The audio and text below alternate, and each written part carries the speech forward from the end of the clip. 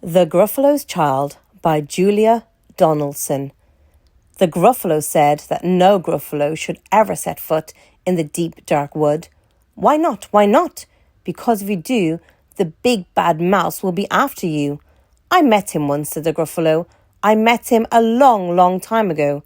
What does he look like? Tell us, Dad. Is he terribly big and terribly bad? I can't quite remember, the Gruffalo said.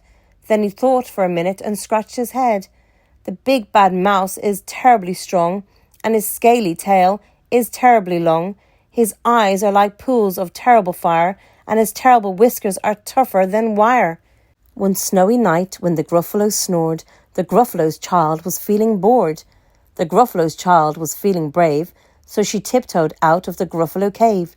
The snow fell fast, and the wind blew wild. Into the wood went the Gruffalo's child. Aha! Aho! A trail in the snow. Whose is this trail, and where does it go? A tail poked out of a log pile house. Could this be the tail of the big bad mouse? Out slid the creature. His eyes were small, and he didn't have whiskers. No, none at all. You're not the mouse. Not I, said the snake. He's down by the lake, eating Gruffalo cake. The snow fell fast, and the wind blew wild. I'm not scared, said the Gruffalo's child. Aha, aho, marks in the snow. Whose are these claw marks? Where do they go? Two eyes gleamed out of a treetop house. Could these be the eyes of the big red mouse?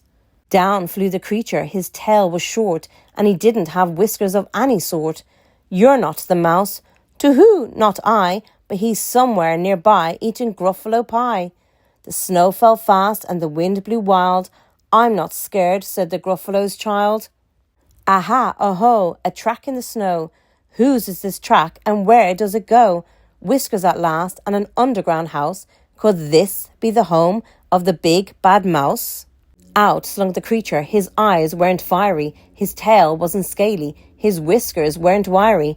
You're not the mouse. Oh no, not me. He's under a tree, drinking Gruffalo tea. It's all a trick, said the Gruffalo's child, as she sat on a stump where the snow lay piled. I don't believe in the big bad mouse. But here comes a little one out of his house.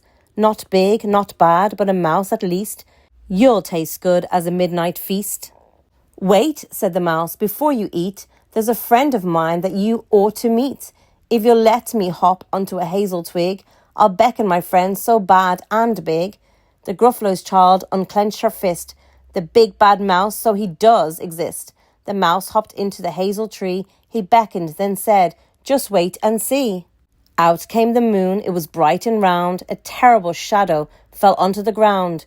Who is this creature so big, bad and strong? His tail and his whiskers are terribly long. His ears are enormous, and over his shoulder he carries a nut as big as a boulder. The big bad mouse, yelled the Gruffalo's child. The mouse jumped down from the twig and smiled. Aha, aho, prints in the snow. Whose are these footprints? Where do they go? The footprints led to the Gruffalo cave, where the Gruffalo's child was a bit less brave.